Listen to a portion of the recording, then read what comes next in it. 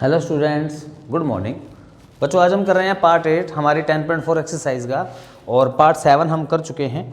ठीक है, और अगर आपने वो अब तक नहीं देखा है तो बच्चों पहले वो देखिए जाके, पार्ट 7 और 6 भी, तो उसमें 10.4 हमने शुरू की थी। ठीक है, तो इसके अंदर जो है, अब आप पेज नंबर निकाल लो अपना फटाफट, 10.4 का 179। ठीक है, इसके अंदर बच्चों हमारा जो थर्ड क्वेश्चन है हम वो करेंगे आज। आप ध्यान देना, हमने पार्ट 7 में क्वेश्चन कर चुके हैं। ठीक है, और उसके अंदर जो क्वेश्चन नंबर सेकंड था बिल्कुल सेम वैसा ही थर्ड है, पर उससे पहले से इजी क्वेश्चन है। तो आप देख लो कैसे है क्वेश्चन नंबर थर्ड। इसकी स्टेटमेंट पढ़ो, तो जैसे कि आप देख सकते हो 179 पेज नंबर पे हमारा जो क्वेश्चन नंबर थर्ड है, इसका हमें डायग्राम नहीं दिया गया बच्चों। ठीक है, तो क्वेश्चन नंबर थर्ड का डायग्राम नहीं दिया हुआ, तो यहाँ भी वही बात बोली है, if two equal chords of a circle intersect with in the circle. If two equal chords intersect, ये अपनी वर्डिंग देख लो अपनी बुक के अंदर, ठीक है ना। तो if two code intersect with in the circle, कि एक सर्कल में अगर हम दो कोड ले लें, ये हमारा सेंटर है, ठीक है, तो एक सर्कल में, ठीक है, हमने एक कोड ले ली ये वाली ए बी, और एक कोड ले ली ये वाली सी डी, ऐसे। तो इसने बोला इक्वल कोड, तो जैसा हमने इसमें क्वेश्चन 2 में किया था बिल्कुल वैसे यहाँ करने में हमें A B is equal to C D given है। ठीक है, और मुझे 2 प्रूव क्या करना है, मुझे 2 प्रूव करना है क्या, वो कहते हैं prove that the line joining the point of intersection, ये पॉइंट है इंटरसेक्शन, तो इसका नाम पी रख लेते हैं अपन, जैसा पहले रखा था। तो इसको अगर अपन सेंटर ओ से मिलाएं, द लाइन जॉइनिंग होगी intersection to centre, the line joining the point of intersection to centre make equal angle with axis, angle 1 और 2 हमें इक्वल करना है। ठीक है, तो मुझे क्या प्रूव करना है कि जो एंगल 1 है वो इक्वल है एंगल 2 के। उसके लिए हम पहले करेंगे कंस्ट्रक्शन, जैसा कि हमने पार्ट 2 में भी किया था। कंस्ट्रक्शन में क्या करना है, बस हमें O से M परपेंडिकुलर लेने हैं ऐसे, O से M, और O से N भी परपेंडिकुलर लेना है ऐसे, O से N। ठीक है, O से M परपेंडिकुलर ऐसे, O से M, O से N अपन ने परपेंडिकुलर ले लिया। ठीक है, OM परपेंडिकुलर लिया AB पर, ON परपेंडिकुलर लिया CD पर। इसका मतलब एंगल M 90 डिग्री होगा और एंगल N भी 90 डिग्री होगा, ये हमारा परपेंडिकुलर से रूल मिल गया। ठीक है, उसके बाद अब प्रूफ देखो ध्यान से। प्रूफ के अंदर सबसे पहली चीज हेयर, कि यहाँ पर AB किसके बराबर है, CD के। अगर ABCD बराबर है तो आप जानते हैं इसकी सेंटर से डिस्टेंस OM और ON भी क्या होंगे, बराबर होंगे। Reason equal chords are equidistance from centre, equal chords are equidistance from centre, ये हमारी प्रॉपर्टी थी। ठीक है, equal chords are equidistance from centre, ये आप नोट कर लें, equal chords are equidistance from centre.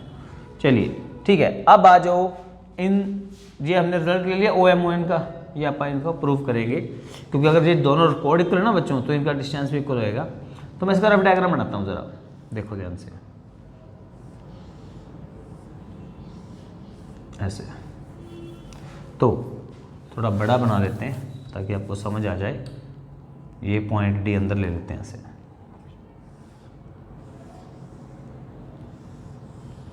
तो ये हमारे पास P M O N, और ये हमारा एंगल 1 और एंगल 2 जो कि हमें इक्वल प्रूव करने हैं।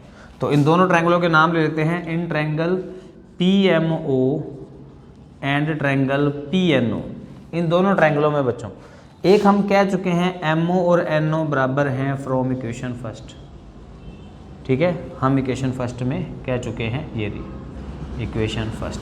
ठीक है, और इसका एंगल M, इसका एंगल N 90 डिग्री कह चुके हैं हम कंस्ट्रक्शन में। ये दोनों बातें होगी जो अब तक जो भी बातें लिखी उसमें हमने एक तो इससे हमने ABCD से ये लिखा और इससे परपेंडिकुलर लिखा, दोनों बातें होगी। तो अब ढूंढेंगे कॉमन, PO बराबर PO क्या होगा, कॉमन साइड। ठीक है, तो क्या हो जाएगा, सो ट्रायंगल PMO कॉन्ग्रुएंट हो जाएगी ट्रायंगल PNO।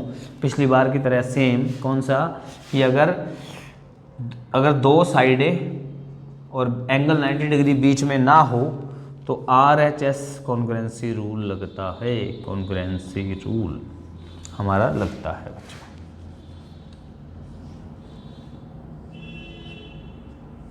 ठीक है, तो ट्रायंगल जो कि कॉन्ग्रुएंट।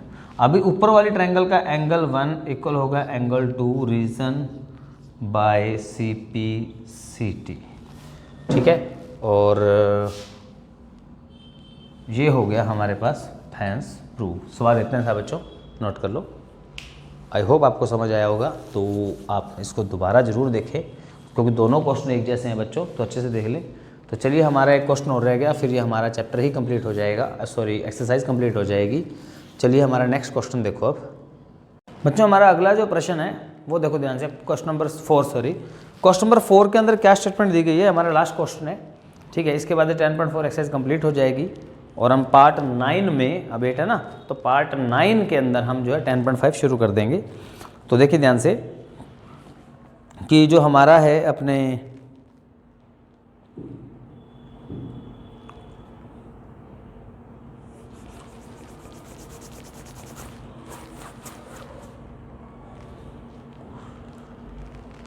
हमें स्टेटमेंट जो है इस बार बच्चों क्वेश्चन नंबर जो 4 है उसमें हमें डायग्राम दिया गया है। ठीक है, इस बार हमें जो है डायग्राम दिया गया है, तो देखिए ज़रा ध्यान से कि वो डायग्राम जो है हमें इस तरह से दे रखा है। फिगर 10.25 आपको बोला गया है क्वेश्चन नंबर 4 के लास्ट में। तो आपको क्या बोला है कि एक लाइन है जो कि क्या करती है, इंटरसेक्ट करती है 2 कॉन्सेंट्रिक सर्कल। तो ये हमारा गिवन आ जाएगा बच्चों, गिवन क्या आ जाएगा, ए लाइन इंटरसेक्ट 2 कॉन्सेंट्रिक सर्कल्स। ये लाइन एक इंटरसेक्ट करती है 2 कॉन्सेंट्रिक सर्कल्स। मतलब कॉन्सेंट्रिक क्या होता है बच्चों, जब 2 सर्कल का एक ही सेंटर होता है तो उसे बोलते हैं कॉन्सेंट्रिक। ठीक है, और एक लाइन A से D तक कोई लाइन इसके दोनों सर्कल को काट रही है ऐसे। तो मुझे क्या प्रूव करना है, मुझे टू प्रूफ क्या करना है कि AB किसके बराबर है, CD के, यानी ये वाला छोटा सा पार्ट AB इस CD के बराबर है। तो इसके लिए हम कंस्ट्रक्शन करेंगे, ये भी क्वेश्चन हमारा कंस्ट्रक्शन के ऊपर है। और क्या है, बिल्कुल वैसे ही OM ले लेते हैं परपेंडिकुलर AD। पूरी बड़ी लाइन पे अपन परपेंडिकुलर ले लेते हैं ऐसे ऐसे, OM ऐसे परपेंडिकुलर ले लिया AD पर। अब क्या देखोगे, ये दोनों पे परपेंडिकुलर माना जाएगा, AD पर भी BC पर भी, क्योंकि पूरी AD एक ही लाइन है ना। तो उसका अगर AD पर परपेंडिकुलर है बच्चों तो BC पर भी होगा। तो इसका प्रूफ देखिए अब ध्यान से। ठीक है, तो प्रूफ के अंदर अब हम पहले बड़े सर्कल की बात करते हैं। अगर मैं यहाँ पर रफली बड़ा सर्कल बनाऊं तो बच्चों यहाँ पर ये था A पॉइंट बड़े सर्कल का, D पॉइंट और ये सेंटर O, ये हमने परपेंडिकुलर ले लिया। अब आप जानते हैं कि इन बिग सर्कल बड़े सर्कल के अंदर बच्चों, इन बिग सर्कल, ठीक है, बड़े सर्कल के अंदर हम क्या जानते हैं, OM परपेंडिकुलर है AD पर। सो अगर OM परपेंडिकुलर AB है ना तो AM और MD इक्वल होंगे, इक्वेशन फर्स्ट। रीज़न, इसका रीज़न ये रहेगा बच्चों कि perpendicular on code also bisect the code. ये नोट कर लो, ये हमारा कारण रहेगा कि हमारी थ्योरम थी कि अगर आप किसी भी कोड पे परपेंडिकुलर डालते हो तो उसको 2 हिस्सों में बराबर बांट देगा। तो बच्चों AM और MD बराबर हो जाएंगे, हमारे AM और MD बराबर हो जाएंगे। रीज़न क्या होगा, perpendicular on code also bisect the code. ठीक है, इसी तरह से हम छोटे सर्कल की बात करते हैं। इन स्मॉल सर्कल, अब छोटे सर्कल की बात करें तो इतने इतने हिस्से की, यानी कि इस बार यहाँ पर हो जाएगा B और यहाँ पर क्या हो जाएगा C। ऐसे छोटे सर्कल बन गया। ये रफ डायग्राम बना दिया छोटे का भी। तो यहाँ पर क्या देखोगे आपकी OM परपेंडिकुलर है BC पर, क्योंकि अगर AD पर परपेंडिकुलर है बच्चों तो इसके छोटे से पार्ट BC पर भी परपेंडिकुलर होगा। सो हम कह सकते हैं कि अगर ओ एम बी सी पर परपेंडिकुलर है तो ये दो इससे फिर बराबर हो जाएंगे, यानी कि बी एम बराबर हो जाएगा एम सी पर। इक्वेशन सेकंड, और इसका रीज़न क्या होगा, same perpendicular on code also bisect code, कि जो परपेंडिकुलर होता है कोड पर वो इसको बाइसेक्ट भी करता है, मतलब दो हिस्सों में बांटता भी है। ये दो इक्वेशन आ गई। अब देखो हमने जो परपेंडिकुलर डाला उससे दो रूल तो बन गए, लेकिन ए एम और बी एम आ गए। हमें ए एम, देखो ध्यान से, ये था ए एम और यहाँ से सॉरी ए एम और ये था बी एम, इतना। पर मुझे तो ये चाहिए थे बच्चों, अगर मैं पूरे ए एम में ये बी एम गायब कर दूँ, पूरे ए एम में से बी एम गायब कर दूँ यानी घटा दूँ, तो कौन बच गया, ए बी। तो हम भी क्या करते हैं, सब्ट्रैक्ट कर देते हैं, सब्ट्रैक्ट इक्वेशन 2 फ्रॉम 1। ठीक है, तो क्या होगा, इक्वल का सिंबल आ गया, ए एम लेफ्ट में था, 2 को 1 में से करना था, पहले 1 लिख लो, ए एम और एम डी। अब इसमें से बी एम और एम सी दोनों माइनस कर दो, तो ए एम बी एम में से चले गए तो ए बी आएगा और यहाँ से सी डी आएगा। यही बच्चों प्रूव करना था, हैंस प्रूव। हमारा क्वेश्चन हो गया कंप्लीट। आप इसको देख लीजिए, नोट कर लीजिए। और आज के इस पार्ट में बच्चों इतना ही, ठीक है। हम अगले पार्ट में जो है 10.5 जो है बच्चों शुरू कर देंगे, ठीक है। तो आप इसको देख लीजिए, और अगर पिछले पार्ट नहीं देखे तो आपको बाकी पार्ट मिल जाएंगे बच्चों, ठीक है। थैंक यू बच्चों।